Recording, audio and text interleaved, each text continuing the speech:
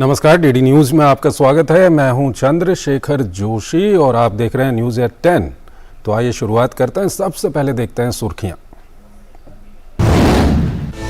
राहुल गांधी के विदेश में दिए बयानों को लेकर भाजपा लगातार बनी हुई है हमलावर। वरिष्ठ भाजपा नेता स्मृति ईरानी ने कहा, राहुल ने विदेशी धरती पर भारत की लोकतांत्रिक व्यवस्थाओं की उड़ाई धज्जियां।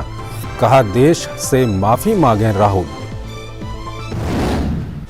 संसद के बजट सत्र का तीसरा दिन। लोकसभा में आज रक्षा मंत्री पेश करेंगे अंतर सेना संगठन विधेयक। राज्यसभा में रखी जाएगी स्वास्थ्य और परिवार कल्याण से जुड़ी संसदीय स्थायी समिति की रिपोर्ट।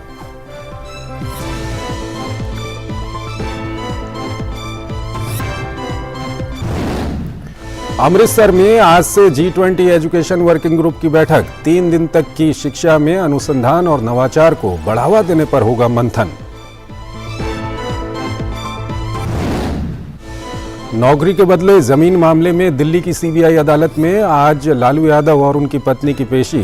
सीबीआई ने पिछले साल दाखिल की थी चार्जशीट।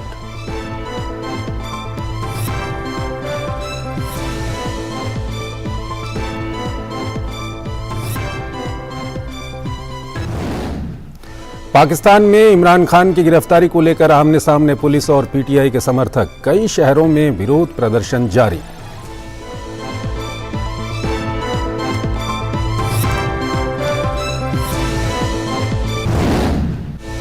भारत की मेजबानी में आज से दिल्ली में महिला विश्व मुक्केबाजी चैंपियनशिप की होगी शुरुआत। 74 देशों के 350 से ज्यादा मुक्केबाज करेंगे जोर आजमाइश। भारत के 12 मुक्केबाजों से पदक की उम्मीद।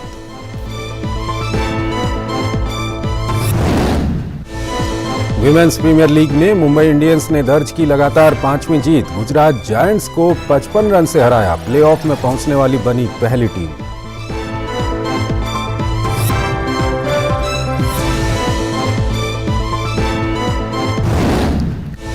और आज है विश्व उपभोक्ता अधिकार दिवस। स्वच्छ ऊर्जा की गति से उपभोक्ताओं को सशक्त बनाना है इस साल का विषय।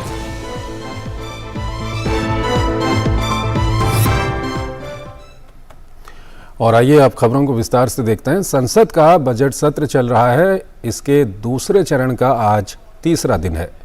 पिछले 2 दिन बेहद हंगामेदार रहे हैं और आज भी क्या कामकाज हो पाएगा, ये एक बड़ा सवाल बना हुआ है। लोकसभा और राज्यसभा दोनों जगह सत्ता पक्ष और विपक्ष के बीच गतिरोध दिखाई दे रहा है और इस वजह से सदन का कामकाज प्रभावित हो रहा है। आज संसद में कई महत्वपूर्ण काम लिस्टेड हैं। लोकसभा और राज्यसभा में कई अहम पत्रावली सदन के पटल पर रखी जानी है। दोनों सदनों में कई अहम सवालों के जवाब प्रश्नकाल के दौरान दिए जाने हैं।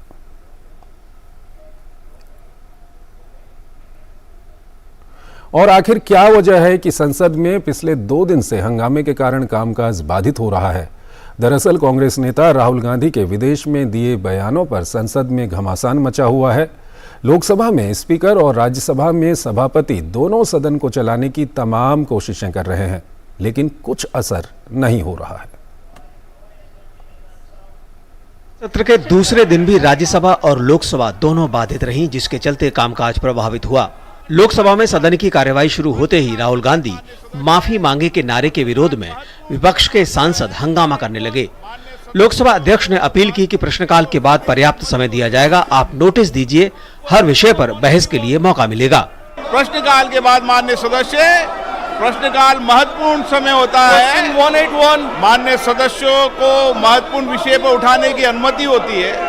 सदन चले, मेरी ऐसी मंशा है। चर्चा हो, डिबेट हो, आप अपनी अपनी बात रखें।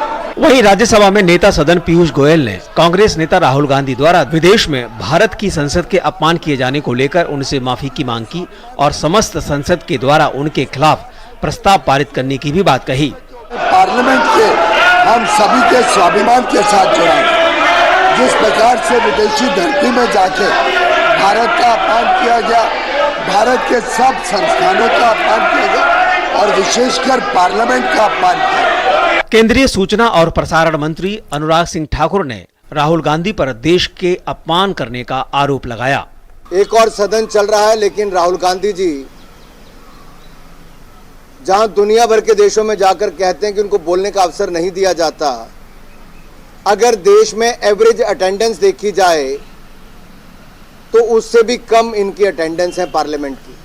राहुल गांधी द्वारा माफी मांगे जाने के मुद्दे पर कांग्रेस के नेता अधीर रंजन चौधरी ने साफ किया कि माफी का सवाल ही नहीं है। क्यों माफी मांगेंगे? राहुल जी क्या किया गुना की माफी मांगना है? माफी तो इन लोगों को मांगना चाहिए, कोई परवाह नहीं हमें, जो मर्जी कर ले।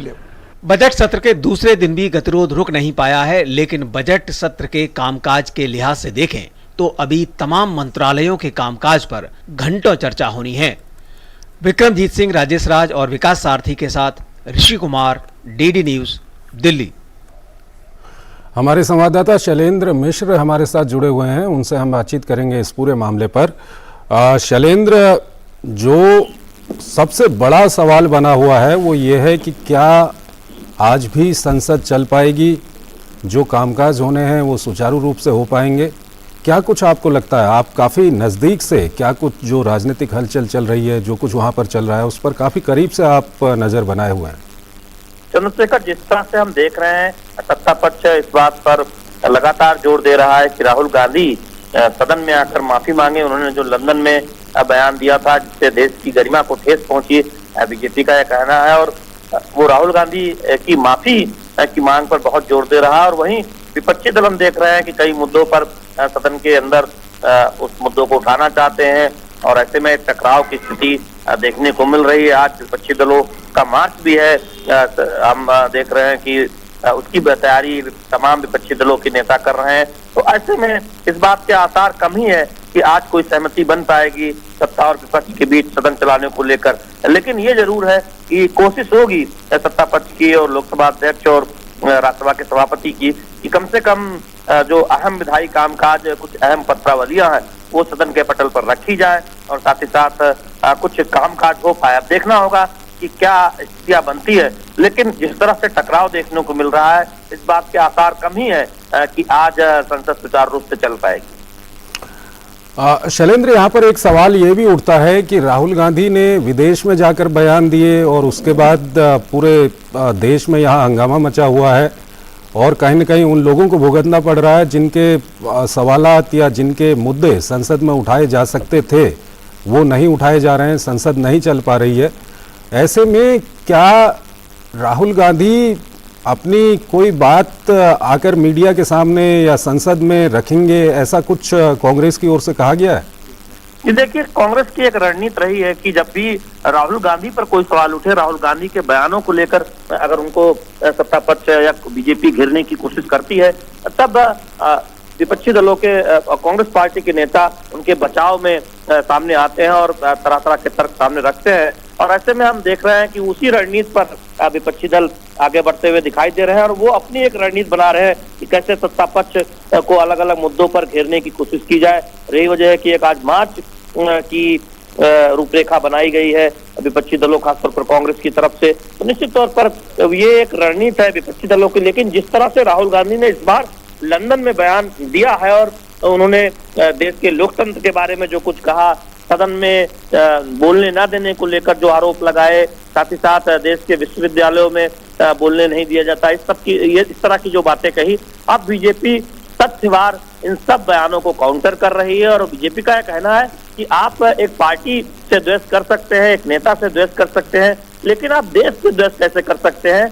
आखिर आपका द्वेष भारत के द्वेष में कैसे तब्दील हो सकता है जब आप इस तरह के बयान देते हैं? निश्चित तौर पर राहुल गांधी के बयानों को लेकर पहले भी कई सवाल उठते रहे हैं, लेकिन इस बार बीजेपी का यह मानना है कि मामला बहुत गंभीर है। जब आपने सीधे संसद की गरिमा को ठेस पहुंचाई है, यही वजह है कि बीजेपी इस बार राहुल गांधी से ये कह रही है कि उन्हें सदन में आकर माफी मांगनी चाहिए।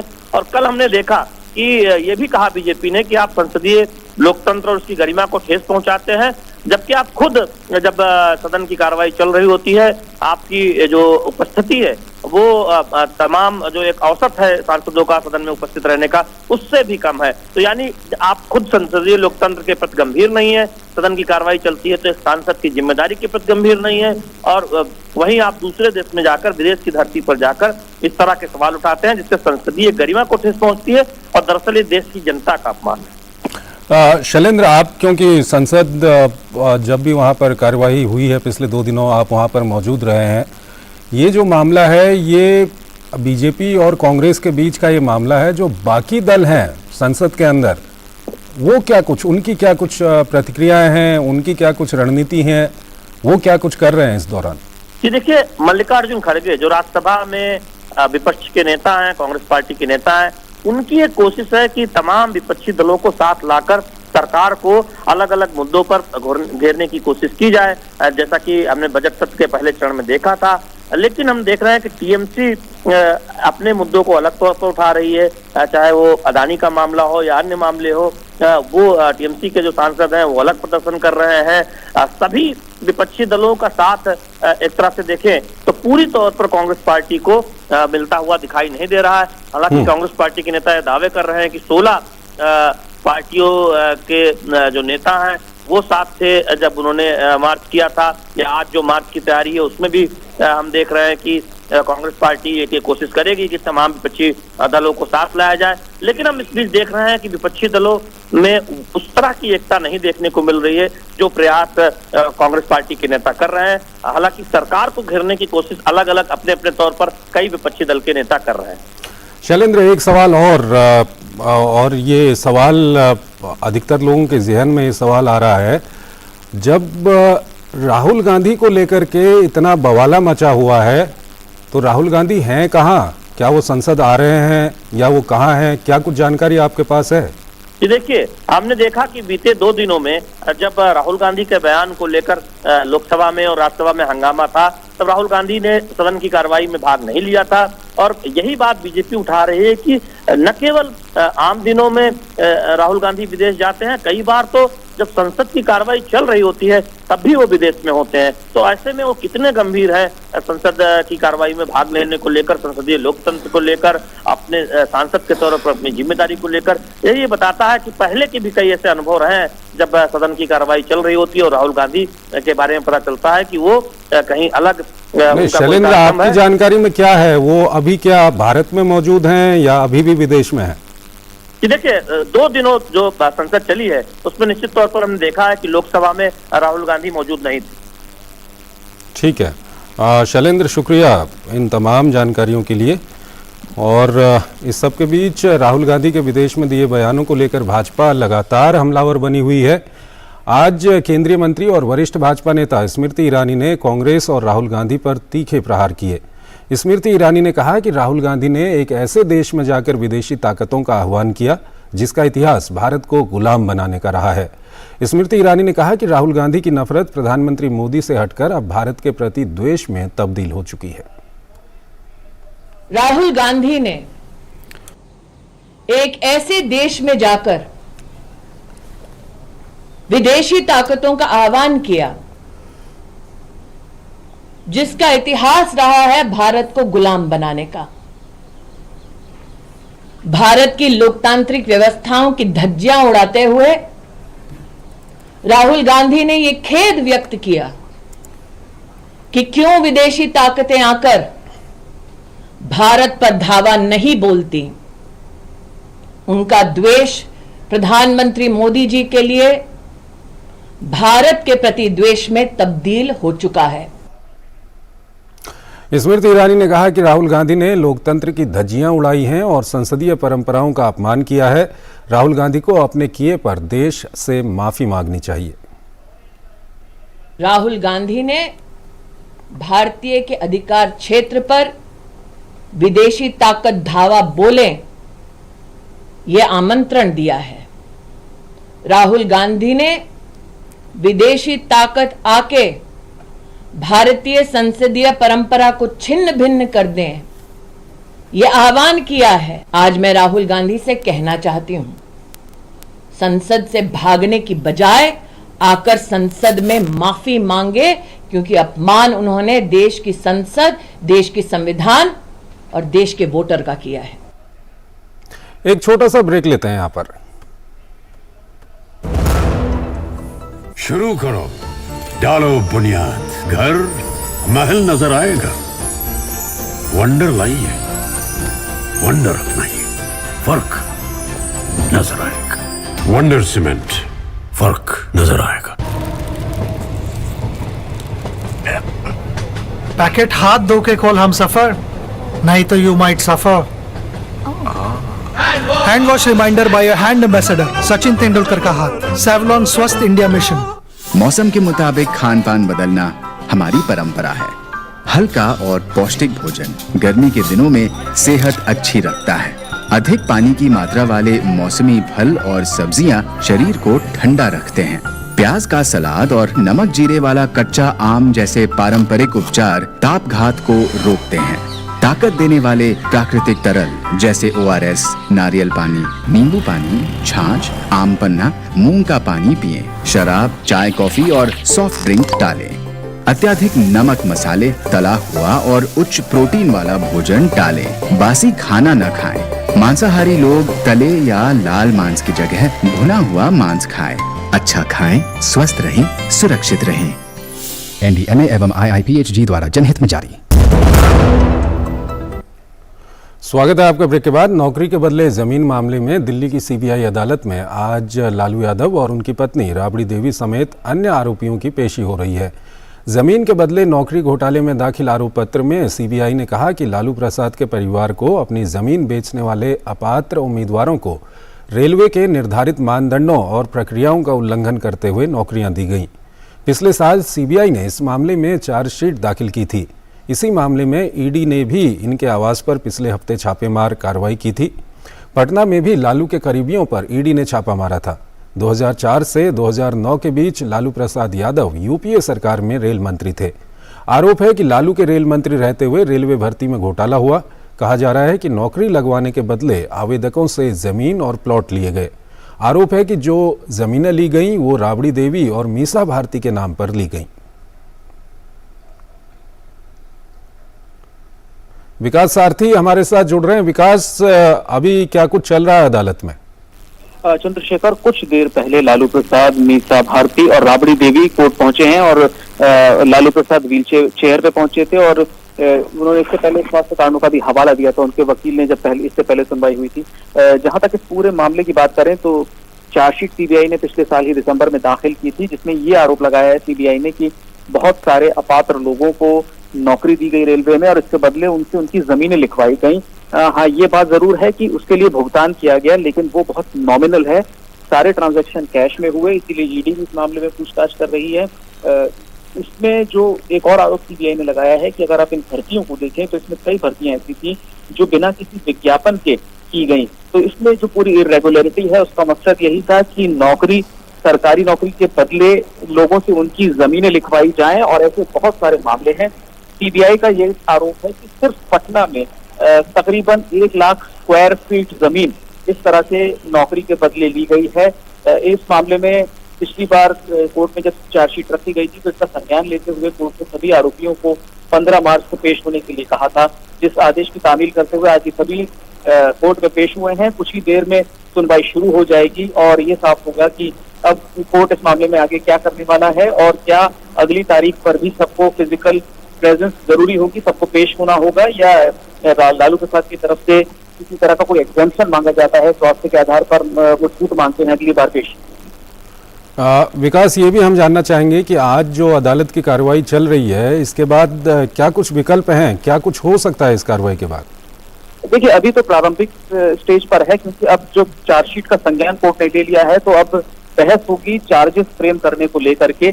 लेकिन जब चार्जशीट फाइल हो जाती है तो आरोपियों को अदालत बुलाती है उनको ये बताने के लिए कि आपके खिलाफ इस तरह के आरोप एजेंसी ने लगाए हैं और अब हम इन चार्जेस पर, इन सेक्शंस को लेकर के बहस शुरू करेंगे. आपको जो अपनी सफाई में कहना है वो आप कह सकते हैं. तो अगली कड़ी चार्जशीट का संज्ञान लेने के बाद फ्रेमिंग ऑफ चार्जेस होती है और वही प्रक्रिया अब आगे शुरू होगी.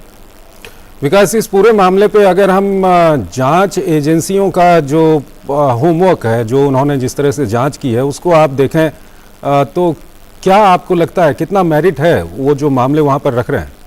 देखिए, इसमें चंद्रशेखर आप जांच एजेंसियों को बहुत मुश्किल का सामना करना पड़ता है क्योंकि देखिए इसमें सारे ट्रांजैक्शन जो हुए हैं एक तो कैश में हुए हैं, दूसरी बात संपत्तियां दूसरे लोगों के नाम पे भी खरीदी गई हैं, परिवार के सदस्यों के अलावा और लोगों के नाम पर भी खरीदी गई हैं. तो मनी ट्रेल निकालना, जो पैसा, जिस पैसे का भुगतान किया गया जमीन के बदले चाहे वो नॉमिनल ही था, उसका स्रोत क्या था, ये सारी कड़ियां जोड़ना बहुत मशक्कत भरा काम होता है एजेंसीज के लिए, लेकिन क्योंकि आरोप पत्र सीबीआई ने इस मामले में दाखिल कर दिया है, तो यानी सीबीआई अपनी तरफ से जांच के एक निष्कर्ष पर पहुंच चुकी थी। अब उसको सिर्फ ये कड़ियों को कोर्ट के सामने दिखाना है कि किस तरह से अनियमितताएं बरतते हुए भर्ती की गई और इन लोगों से नौकरी के बदले जमीनें लिखवाई गई। तो सीबीआई अपनी तरफ से पूरी तरह तैयार है और अब सारी जो प्रक्रिया है उसमें जो सीबीआई के वकील होंगे, जो प्रोसिक्यूटर होंगे, उनकी बहुत महत्वपूर्ण भूमिका होगी।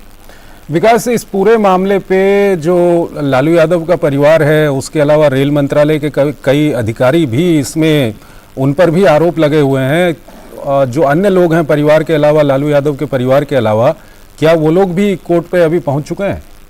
जी, पहुंचने का सिलसिला शुरू हो गया है। सभी लोग पेश होते हैं या कुछ लोग एग्जेम्पशन मांगते हैं, थोड़ी देर में स्पष्ट हो जाएगा। लेकिन जब पिछला आदेश हुआ था कोर्ट का, तो जितने भी लोगों के नाम आरोप पत्र में थे सीबीआई की तरफ से, उन सभी को आज पेश होने के लिए समन किया गया।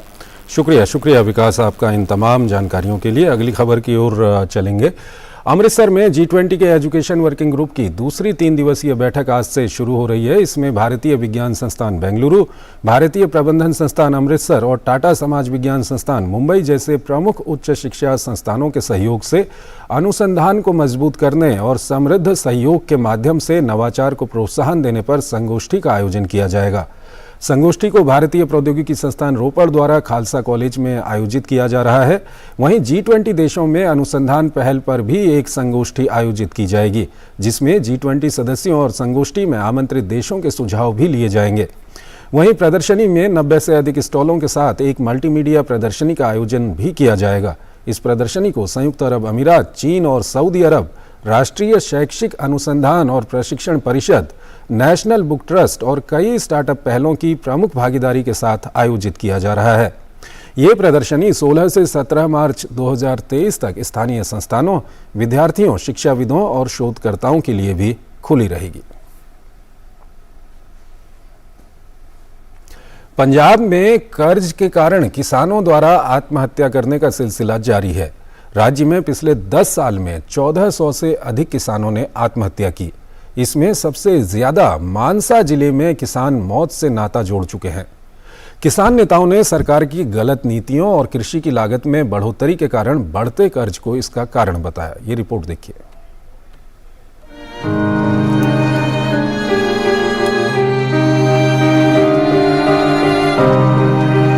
पंजाब में आम आदमी पार्टी ने सरकार बनाने से पहले एक भी किसान को खुदकुशी नहीं करने देने का वादा किया था, लेकिन सरकार बनने के 1 साल पूरे होने को आ रहे हैं तो किसानों की आत्महत्या का सिलसिला लगातार जारी है।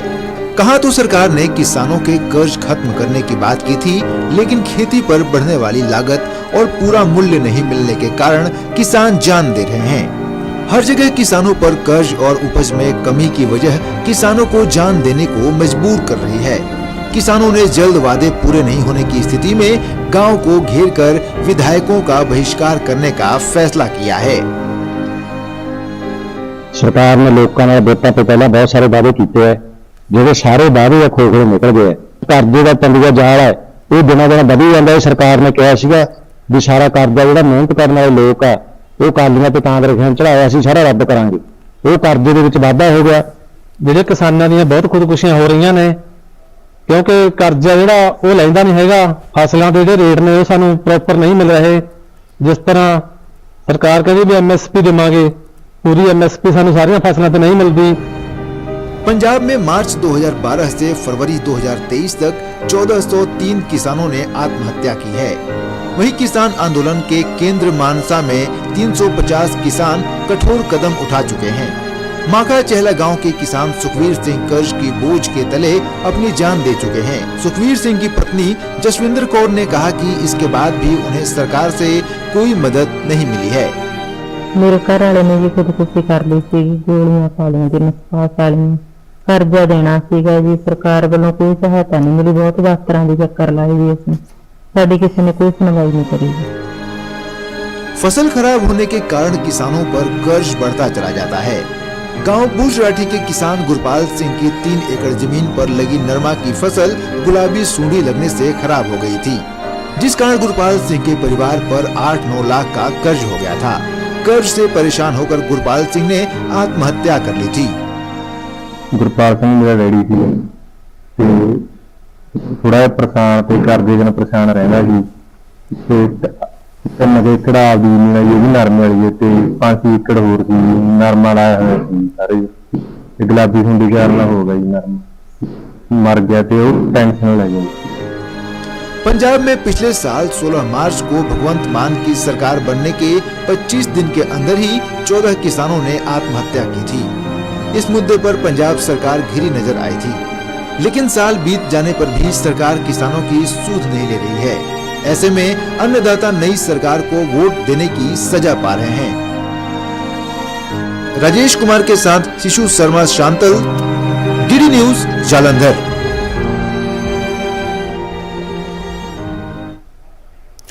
आज विश्व उपभोक्ता अधिकार दिवस है। इस साल का विषय है स्वच्छ ऊर्जा की गति से उपभोक्ताओं को सशक्त बनाना। विषय के अनुरूप पारंपरिक ऊर्जा स्रोतों जैसे जीवाश्म ईंधन की निर्भरता को कम करने के लिए प्रौद्योगिकी लगाने और स्वच्छ ऊर्जा समाधानों के लिए तेजी से परिवर्तन का अधिकार देने पर प्रमुखता से जोर दिया गया है, जो दीर्घकाल में स्थिरता, सुरक्षा, सामर्थ्य और उपभोक्ताओं तक पहुंच को बढ़ावा देगा। ई कॉमर्स उपभोक्ताओं के लिए खरीदारी के सबसे पसंदीदा माध्यमों में से एक के रूप में लगातार उभरा है। इसलिए राष्ट्रीय उपभोक्ता हेल्पलाइन को तकनीकी रूप से मजबूत किया जा रहा है। इसके साथ ही त्वरित उपभोक्ता शिकायत निवारण के लिए ई दाखिल पोर्टल और उपभोक्ताओं को सशक्त बनाने के लिए मरम्मत का अधिकार पोर्टल बनाने की शुरुआत की है। विश्व उपभोक्ता अधिकार दिवस पर डीडी न्यूज संवाददाता ओपी यादव ने केंद्रीय उपभोक्ता मामलों के मंत्रालय में अतिरिक्त सचिव निधि खरे से खास बातचीत की है। दरअसल ये मंत्रालय गुवाहाटी में माइक्रोबायोलॉजी की लैब शुरू करने के अलावा चेन्नई में डोमेस्टिक अप्लायंसेज टेस्टिंग लैब पर भी काम कर रहा है। भारत सरकार उपभोक्ताओं के हितों के प्रति उनको जागरूक करने के लिए लगातार काम कर रही है और इस संदर्भ में कई तरह के नवाचार भी किए जा रहे हैं। विश्व उपभोक्ता दिवस पर उपभोक्ताओं के हित में क्या कुछ नया किया जा रहा है, इस विषय पर बात करने के लिए हमारे साथ मौजूद मंत्रालय में अतिरिक्त सचिव निधि खरे। मैडम, उपभोक्ता दिवस है, निश्चित तौर पर कुछ न कुछ मंत्रालय की तरफ से देश के उपभोक्ताओं को नया देखने को मिलेगा, क्या कुछ आपके पिटारे में है? वर्ल्ड कंज्यूमर राइट्स डे है। मैं सभी उपभोक्ताओं को शुभकामनाएं देना चाहती हूं और साथ में ये भी बताना चाहती हूं कि कंज्यूमर राइट मूवमेंट को समृद्ध करने के लिए और सशक्त करने के लिए हमारे डिपार्टमेंट की ओर से, चाहे वो NTH हो, नेशनल टेस्टिंग हाउस हो या BIS हो, इनकी तरफ से बहुत सारे प्रोग्राम्स को चिन्हित किया गया है, जिनमें सबसे महत्वपूर्ण है गुवाहाटी में माइक्रोबायोलॉजी की लैब को उद्घाटन किया जाना है और इसके साथ साथ चेन्नई में डोमेस्टिक अप्लायंसेस के टेस्टिंग की लैब का उद्घाटन करना है।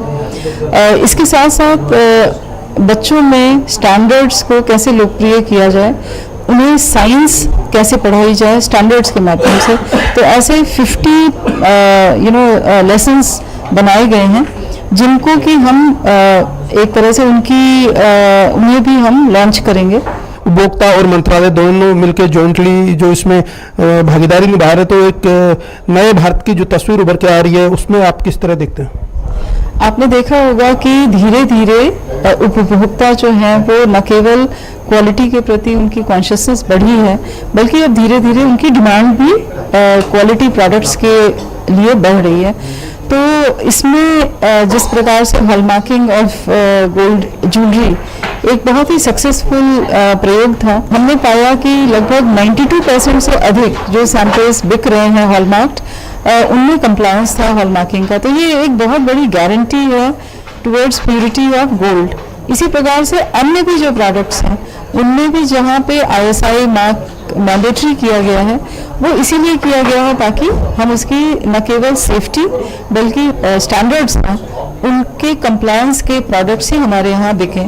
तो उपभोक्ता मामला मंत्रालय में अतिरिक्त सचिव निधि खरे, जिनका मानना है कि उपभोक्ताओं के हितों को लेकर भारत सरकार न केवल लगातार सतर्क है, बल्कि उन्हें जागरूक करने के साथ साथ उपभोक्ता कानूनों का उल्लंघन करने वाले व्यक्तियों के खिलाफ सख्त कार्रवाई भी कर रही है। मेरे सहयोगी कैमरामैन MA खान के साथ मैं OP Yadav, DD news, Delhi. Delhi में आहार का 37वां संस्करण अंतर्राष्ट्रीय खाद्य और आतिथ्य मेला शुरू हुआ है। 18 मार्च तक ये मेला इस बार 1 लाख वर्ग मीटर क्षेत्र में लगाया गया है। कैसा है ये आहार 2023 मेला, बता रहे हैं हमारे संवाददाता गिरीश निशाना अपनी इस खास रिपोर्ट में।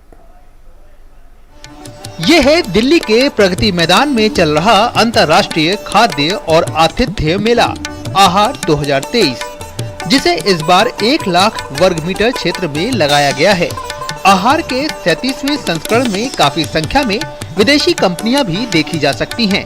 इस बार 18 देशों की विदेशी कंपनियों समेत काफी संख्या में भारतीय कंपनियां भी अपने उत्पादों को प्रदर्शित कर रही हैं। आहार का 37वां संस्करण प्रगति मैदान में आयोजित हो रहा है और इस बार की विशेषता यह है कि ये बहुत बड़े प्रमाण पे है। इस बार हमने लगभग 1 लाख स्क्वायर मीटर पे ये एग्जीबिशन का आयोजन हुआ है और करीब 1,500 एग्जिबिटर्स इसमें भाग ले रहे हैं। और इसकी विशेष बात यह है कि 18 अंतर्राष्ट्रीय मतलब दूसरे देशों से लोग यहाँ के इस एग्जीबिशन में भाग ले रहे हैं और विशेष करके ब्राजील और इटली ये बड़े प्रमाण पे इस एग्जीबिशन में भाग लिया है। मेले की लोकप्रियता का अंदाजा इस बात से लगाया जा सकता है कि जहां पहले केवल 1200 प्रदर्शकों की भागीदारी रहती थी, वह आज बढ़कर 1,500 के पार हो गई है। मेले के शुरू होने से प्रदर्शक काफी उत्साहित हैं। आहार इंडिया का सबसे बड़ा फूड फेस्टिवल का फूड का मंच है। इसमें जितने भी आप देखेंगे you'll see thousands of stalls are exhibiting, thousands of companies are exhibiting। ये बेस्ट प्लेटफॉर्म है किसी भी होटल रेस्टोरेंट कैटरर्स को कैटर करने के लिए, क्योंकि आप समझे एक ही जगह सारे होटल वाले, सारे restaurants, caterers, even distributors modern के बाहर से आते हैं। मेला खाने के शौकीनों के लिए एक से बढ़कर एक उत्पाद लाया है। यहाँ लोग जमकर चटकारा लगाते भी नजर आ सकते हैं। हिंदुस्तान का ये सबसे बड़ा मंच है फूड इंडस्ट्री के लिए। इससे बड़ा पूरी हिंदुस्तान में कोई बड़ा इससे बड़ा मंच नहीं है, क्योंकि जितने पार्टिसिपेंट यहाँ फूड इंडस्ट्री वाले करते हैं पूरे हिंदुस्तान में कहीं भी नहीं करते हैं। और जितने डिस्ट्रीब्यूटर, होटलियर्स, रेस्टोरेंट वाले या जितने भी मॉडर्न ट्रेड, जनरल ट्रेड के लोग जो आते हैं बिजनेस का, ये बहुत अच्छा प्लेटफॉर्म है। तो इस जैसा प्लेटफॉर्म पूरी हिंदुस्तान में कहीं भी नहीं है। हम लोग आके अपने प्रोडक्ट को डिस्प्ले करते हैं, लोगों को टेस्ट कराते हैं और वो लोग टेस्ट करके हमारे साथ सारी ज़िंदगी चलते हैं। हम लोगों से प्रोडक्ट लेते हैं और उनके थ्रू द्वारा हम अपना प्रोडक्ट आम जनता तक पहुंचाते हैं। इतना बड़ा मंच है, शायद पूरे वर्ल्ड के अंदर इतना बड़ा मंच मैंने आज तक नहीं देखा। मैं पूरे वर्ल्ड में जाता हूँ, इतना बड़ा मंच नहीं देखा। और जितनी बड़ी एग्जीबिशंस लगी हुई है, जितना मेक इन इंडिया यहाँ पे दिखाया जा रहा है, इतना कभी पहले दिखा नहीं। इस बार बहुत अच्छा दिखाई दे रहा है। इंडिया ट्रेड प्रमोशन ऑर्गेनाइजेशन यानी ITPO द्वारा खाद्य प्रसंस्करण उद्योग मंत्रालय, कृषि और प्रसंस्कृत खाद्य उत्पाद निर्यात विकास प्राधिकरण यानी एपीडा और शीर्ष उद्योग निकाय के सहयोग से इस मेले का आयोजन किया गया है। ये मेला व्यापार के नए अवसर खोलने के अलावा मेला प्रौद्योगिकी, नवाचार, कौशल विकास और सहयोग भी प्रदान करता है। गिरीश निशाना, DD न्यूज, दिल्ली। एक छोटा सा ब्रेक लेते हैं यहाँ पर। It's another 6। रिचार्ज, जल्दी रिचार्ज करा। ये क्या किया? मैच तो गया। पेमेंट कैसे करेंगे? टोकनाइज कार्ड से। टोकन? हाँ, ऑनलाइन पेमेंट के लिए RBI लाए हैं टोकनाइजेशन। एक बार कार्ड डिटेल्स, OTP, CVV डालकर टोकन जनरेट कीजिए। कार्ड भी सुरक्षित और बार बार डिटेल्स भरने की नो झंझट। वही सुविधा अधिक सुरक्षित। ऑलराउंडर वो की मैं। RBI कहता है कि जानकार बनिए, सतर्क रहिए। शुरू करो, डालो बुनियाद, घर महल नजर आएगा। वंडर लाइए, वंडर अपनाइए, फर्क नजर आएगा। वंडर सीमेंट, फर्क नजर आएगा। स्वागत है आपका ब्रेक के बाद। केंद्र सरकार की महत्वाकांक्षी प्रधानमंत्री स्वनिधि योजना अलीगढ़ के रेहड़ी, पटरी व छोटे दुकानदारों के लिए वरदान साबित हो रही है। हमारी ये खास रिपोर्ट देखिए अलीगढ़ से। अलीगढ़ के रेहड़ी, पटरी व छोटे दुकानदारों का जीवन अब बदलने लगा है। केंद्र सरकार की महत्वाकांक्षी प्रधानमंत्री स्वनिधि योजना इन परिवारों के लिए वरदान साबित हो रही है। PM स्वनिधि यानी प्रधानमंत्री स्ट्रीट वेंडर्स आत्मनिर्भर निधि में मिले ऋण से स्ट्रीट वेंडर्स पैसा कमाकर भविष्य संवारने का ताना बाना बुन रहे हैं। अलीगढ़ के नगर आयुक्त अमित ओसरी ने बताया कि शहर में 28,000 से अधिक स्ट्रीट वेंडर्स PM स्वनिधि योजना के तहत 33 करोड़ का ऋण ले चुके हैं। अलीगढ़ में नगर निगम द्वारा PM स्वनिधि योजना के अंतर्गत लगभग 28,000 लोगों को 33 करोड़ रुपए का वितरण किया गया है। जिसमें से सकारात्मक बात ये है कि पहली बार जो है लोन की अदायगी में उपरांत जो बढ़ा हुआ लोन है जो 20,000 की संख्या है वो लगभग 4,097 लोगों को मिला है, और दूसरी बार जो लोन लेने के बाद अदा करने के बाद जो अमाउंट है वो 50,000 है, उसमें 141 लोगों को दिया गया है। और इसमें हर वर्ग और महिला और पुरुष सबको सम्मिलित करते हुए लगभग 28,000 लोगों को ये लोन दिया गया है। इस योजना में 10,000 से 50,000 तक का ऋण लेने का प्रावधान है। 141 स्ट्रीट वेंडर ऐसे हैं जिन्होंने 50-50 हजार रुपए का ऋण लिया है। इसी उत्साह से पीएम स्वनिधि की रैंकिंग में अलीगढ़ को प्रदेश में पहले और देश में दूसरे स्थान पर ला दिया है। 10 लाख की आबादी वाले शहरों की रैंकिंग से नगर निगम टूडा और ऋण देने वाले वित्तीय संस्थान भी उत्साहित है। वहीं लाभार्थियों का कहना है कि हम छोटे रेहड़ी पटरी वालों के लिए सरकार ने बहुत अच्छी स्कीम चलाई है, इससे काम कर अपने घर का खर्च चला रहे हैं। मैंने नगर निगम से 50,000 रुपए का लोन लिया था। माशाल्लाह मेरा काम जो है अच्छा चल रहा है उस लोन के जरिए, इसलिए मैं सरकार को धन्यवाद कहता हूँ। मैंने नगर निगम से 20,000 रुपये का बैंक से लोन लिया है, जो कि मैं उसे समय से चुकता कर रहा हूँ। मेरा रोजगार सही चल रहा है और मैं सरकार को धन्यवाद करता हूँ, और ऐसे ही हम लोगों को सहयोग मिलता रहे तो हम कारोबार में आगे और बढ़ जाएंगे। मैंने नगर निगम से 10,000 रुपये की लोन ली थी, जिससे मैंने अपनी छोटी सी दुकान डाली और जो मेरा कारोबार सही चल रहा है, और सरकार के लिए बहुत बहुत धन्यवाद, नगर निगम के लिए बहुत बहुत धन्यवाद। केंद्र सरकार की इस महत्वाकांक्षी योजना से 21,923 परिवारों का जीवन संवर रहा है। इसमें 1,178 लाभार्थी ऐसे हैं जिन्होंने पहली बार लोन चुकाकर दोबारा लाभ भी ले लिया है। 5,500 के करीब अन्य लाभार्थी भी लोन ले चुके हैं।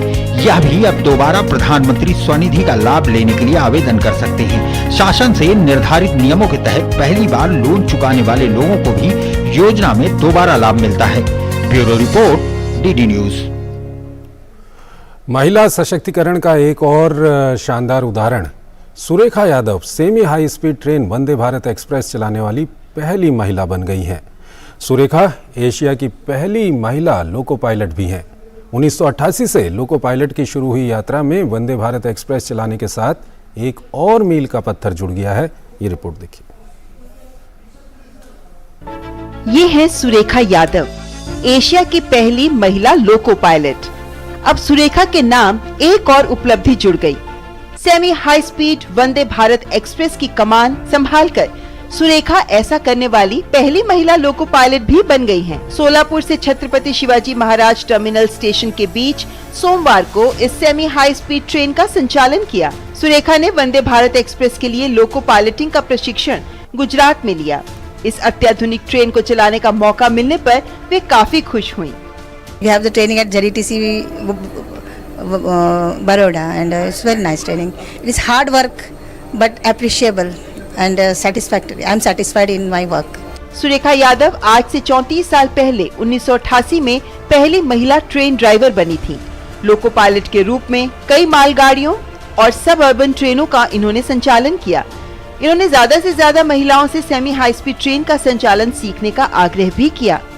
From the different stages, from assistant loco pilot to loco pilot goods, then as a motor woman, I also became the first motor woman on Indian Railways in Mumbai division, and now as a loco pilot male, I am the first to drive the Vande Bharat train, and I am very proud to get this opportunity to work this train, and I thank the administration and all Indian Railways to give this opportunity, golden opportunity to me to work this train. हाल में शुरू हुई वंदे Bharat express जब 13 मार्च को Solapur station से चलकर Chhatrapati Shivaji Maharaj terminus पहुंची, तो अपने समय से 5 मिनट पहले पहुंची। 450 किलोमीटर की लंबी यात्रा पूरी करने के बाद सुरेखा यादव को CSMT स्टेशन के प्लेटफॉर्म संख्या 8 पर सम्मानित किया गया। ये हमारे लिए बड़ी गर्व की बात है, एक प्राउड मोमेंट है, न केवल सेंट्रल रेलवे बल्कि पूरी भारतीय रेलवे और पूरे देश के लिए कि एक महिला जो है ट्रेनें तो चला रही है, इसके पहले भी चलाई है, गुड्स ट्रेनें चलाई है, मेल एक्सप्रेस ट्रेनें चलाई, लोकल ट्रेनें चलाई, लेकिन जो सबसे एडवांस टेक्नोलॉजी की भारत की जो ट्रेन है वंदे भारत, वो कल जो है सुरेखा यादव इन्होंने सोलापुर से CSMT इस रूट पर एक ट्रेन चलाई। जो हमारी नारी शक्ति है उस शक्ति के साथ हमारा जो एडवांस टेक्नोलॉजी ट्रेन जो है वो चल रही है, वो देखते हुए हमें बहुत ही खुशी जो है महसूस होती है। महाराष्ट्र की सतारा जिले की रहने वाली सुरेखा यादव के नाम कई उपलब्धियां दर्ज हैं। उन्होंने अपनी उपलब्धियों के लिए राज्य और राष्ट्रीय स्तर पर अब तक कई पुरस्कार हासिल किए हैं। अब वंदे भारत एक्सप्रेस चलाकर उन्होंने दिखा दिया कि नारी शक्ति कुछ भी कर सकती है। श्यामा मिश्र, डीडी न्यूज, मुंबई। प्रधानमंत्री मोदी का जनता से सीधा संवाद। डीडी न्यूज़ पर हर महीने के आखिरी रविवार को मन की बात कार्यक्रम के जरिए करोड़ों लोगों से सीधे प्रधानमंत्री मोदी जुड़ते हैं। 3 अक्टूबर 2014 को पहली बार पीएम मोदी ने जनता से मन की बात साझा की थी। अप्रैल में 100वीं कड़ी के साथ ये सिलसिला जारी रहेगा। हम आपको दिखा रहे हैं कुछ चुनिंदा अंश। पीएम मोदी ने पहली कड़ी में मन की बात के लिए रेडियो को क्यों चुना, इसके बारे में बताया।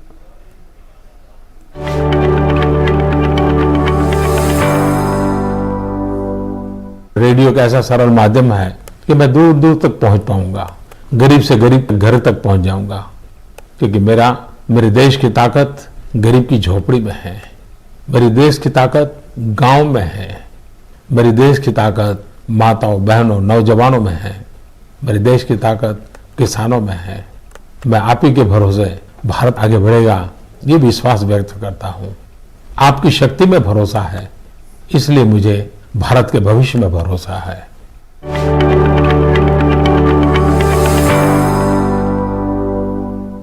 पाकिस्तान के पूर्व प्रधानमंत्री इमरान खान ने तोशखाना मामले में 18 मार्च को अदालत में पेश होने की बात कही है। इमरान के खिलाफ इस्लामाबाद की एक निचली अदालत ने गिरफ्तारी वारंट जारी किया था, जिसके बाद जब पुलिस उन्हें गिरफ्तार करने उनके आवास लाहौर स्थित आवास पर पहुंची तो उनके समर्थकों ने उनकी गिरफ्तारी का विरोध करते हुए उनके निवास के बाहर जमकर प्रदर्शन किया, जहां पुलिस और इमरान खान के समर्थकों के बीच झड़प भी देखने को मिली। इससे पहले पाकिस्तान के गृह मंत्री राणा सनाउल्लाह ने कहा था कि इस्लामाबाद की एक निचली अदालत ने इमरान के खिलाफ गिरफ्तारी वारंट जारी किया है, जिसके चलते उन्हें गिरफ्तार किया जाएगा। वहीं प्रधानमंत्री इमरान खान ने कहा कि अब जब मैं 18 मार्च को अदालत में पेश होने का बॉन्ड दे चुका हूं, तो अब मुझे गिरफ्तार करने की कोई ज़रूरत नहीं बचती। फेसबुक की पेरेंट कंपनी मेटा ने इस साल और 10,000 कर्मचारियों की छंटनी की घोषणा की है। गहराती आर्थिक मंदी के बीच मेटा दूसरी बड़ी छंटनी की घोषणा करने वाली पहली बड़ी टेक कंपनी बन गई है। इस खबर के साथ मेटा के शेयरों में 6% का बड़ा उछाल देखा गया। इस तरह की छंटनियों को कंपनी की पुनर्गठन योजना का हिस्सा बताया जा रहा है। एक और छोटा सा ब्रेक लेते हैं।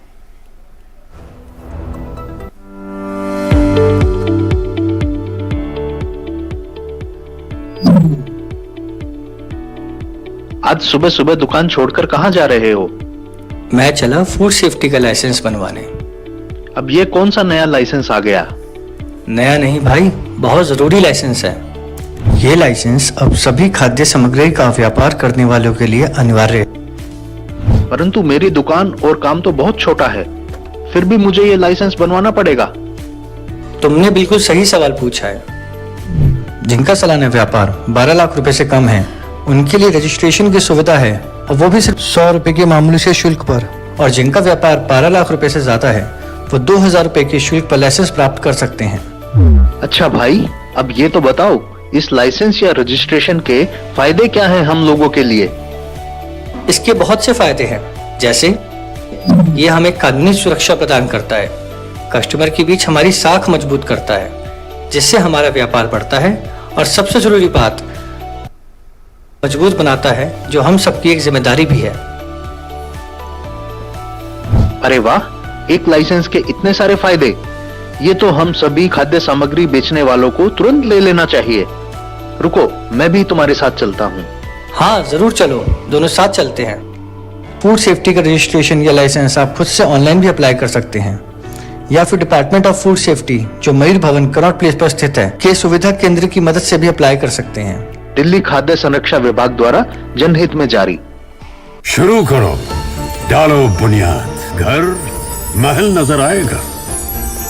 वंडर लाइए, वंडर अपनाइए, फर्क नजर आएगा। वंडर सीमेंट, फर्क नजर आएगा। It's another 6. रिचार्ज, जल्दी रिचार्ज करा। ये क्या किया? मैच तो गया। पेमेंट कैसे करेंगे? टोकनाइज कार्ड से। टोकन? हाँ, ऑनलाइन पेमेंट के लिए आरबीआई लाए हैं टोकनाइजेशन। एक बार कार्ड डिटेल्स, ओटीपी, सीवीवी डालकर टोकन जनरेट कीजिए। कार्ड भी सुरक्षित और बार बार डिटेल्स भरने की नो झंझट। वही सुविधा अधिक सुरक्षित। ऑलराउंडर। वो की मैं। आरबीआई कहता है कि जानकार बनिए, सतर्क रहिए।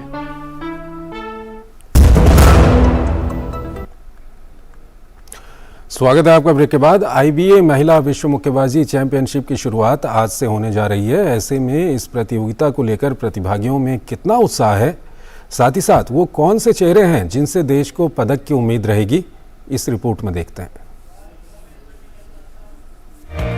मुक्केबाजी में देश के मुक्केबाजों ने विश्व स्तर पर हरदम अपनी सफलता का परचम लहराया है। बात चाहे ओलंपिक की हो या फिर विश्व चैंपियनशिप की या फिर कॉमनवेल्थ गेम्स की, देश के मुक्केबाज अपने मुक्कों की तपिश से विरोधी को झुलसाने में हरदम आगे रहे हैं और अब इसी आग को उफान देने के लिए भारतीय महिला मुक्केबाज आईबीए महिला विश्व मुक्केबाजी चैंपियनशिप में अपना दमखम दिखाने के लिए तैयार हैं। भारतीय मुक्केबाजी महासंघ इस साल दिल्ली में तीसरी बार आईबीए महिला विश्व मुक्केबाजी चैंपियनशिप की मेजबानी कर रहा है। इस टूर्नामेंट में 74 देशों के 350 से ज्यादा मुक्केबाज हिस्सा ले रहे हैं, जिसमें 12 भारतीय शामिल हैं। इस आयोजन में कुल 20 करोड़ रुपए का प्राइस पूल होगा, जिसमें स्वर्ण पदक जीतने वाले मुक्केबाज को 10 करोड़ रुपए मिलेंगे। Big things that we've tried to do is to have more and more championships, international championships in India, and this is the third one. India is the first nation to host 3 world championships. This is the premier event. 74 nations, 350 participants, the largest number of nations ever in a world championship, and the largest number of participants ever in a world championship. So something for all of us to be proud of and happy. Bharat की बड़ी उम्मीदों की बात करें तो इसमें पहला नाम निखत जरीन का आता है। साल 2011 में बॉक्सिंग में जूनियर वर्ल्ड चैंपियन बनी निखत को सीनियर स्तर पर वर्ल्ड चैंपियन बनने में 11 साल का वक्त लगा। इस मुकाम पर वो देर से ही सही लेकिन दुरुस्त आई। तुर्की में थाईलैंड की बॉक्सर को 5-0 से हराकर वो विश्व चैंपियन बनी। ऐसे में निखत से एक बार फिर से उसी प्रदर्शन को दोहराने की उम्मीद रहेगी। I'm looking forward to represent my country in this world championship and defend my title, but in the different weight category, in the new weight category, that is 50 category, which is an Olympic weight category. So I'm really excited and I hope कि मैं इस बार भी gold जीत के अपने देश का नाम ऐसे ही रोशन करूं जिस तरह से मैंने लास्ट ईयर किया था इस्तांबुल में।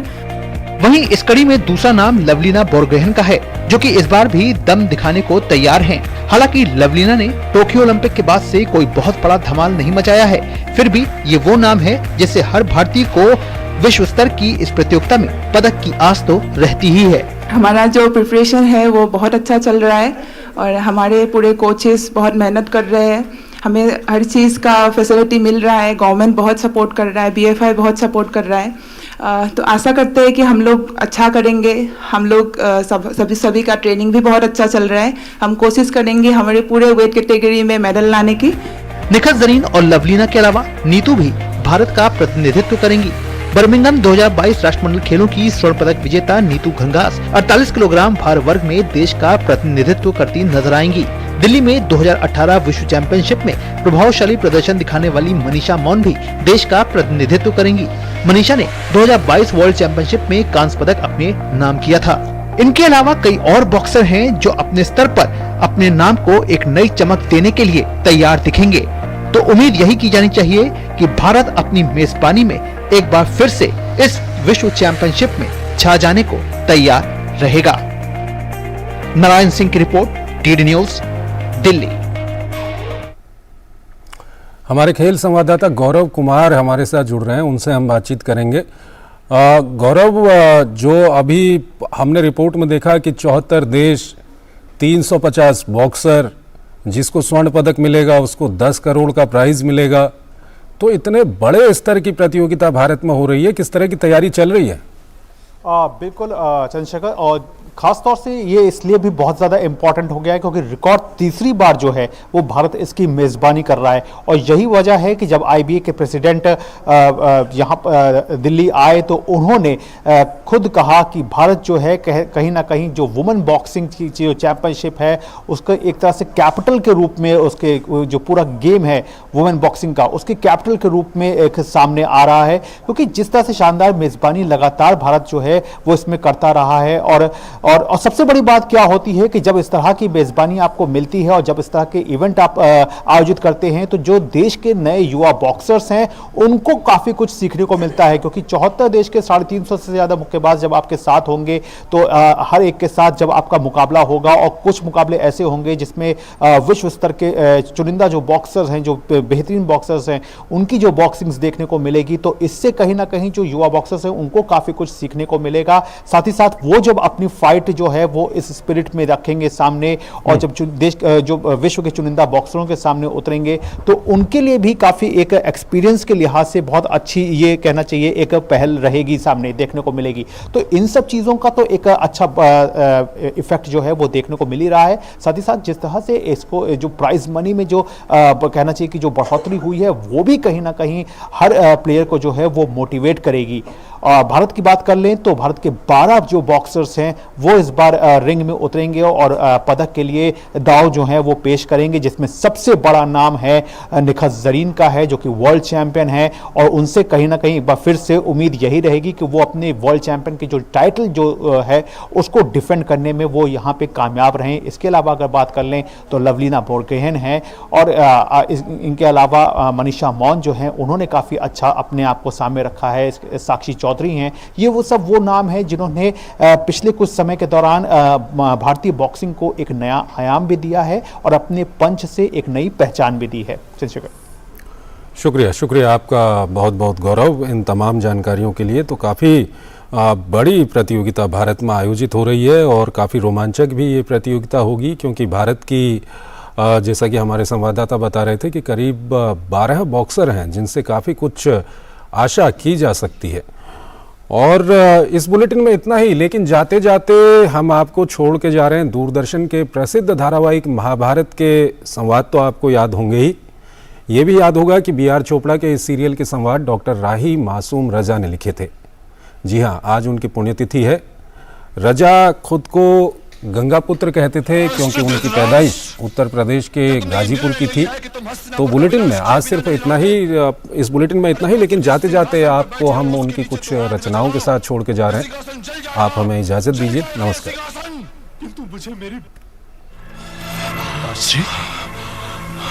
इस क्रोध का कारण ताश्री? धृतराष्ट्र, क्या तुमने ये निर्णय ले लिया है कि तुम हस्तिनापुर का विनाश किए बिना नहीं रहोगे? अरे पुत्र, जिस सिंहासन पर बैठे हो उसके नीचे तो आग न जलाओ, ये सिंहासन जल जाएगा ये सिंहासन। किंतु मुझे मेरी भूल तो बताइए ताश्री। भूल? यदि तुम ये नहीं जानते कि तुमसे क्या भूल हुई है तो तुम राजा बनने के योग्य नहीं हो। माता सरस्वती शारदा, हे माता सरस्वती शारदा, विद्यादानी दयानी दुःखहरिणी, जगत जननी तारामुखी माता सरस्वती शारदा। कोई अपने स्वर में मधुमय कर बरसाता, मैं सो जाता, कोई गाता, मैं सो जाता, कोई गाता, मैं सो जाता, मैं सो जाता।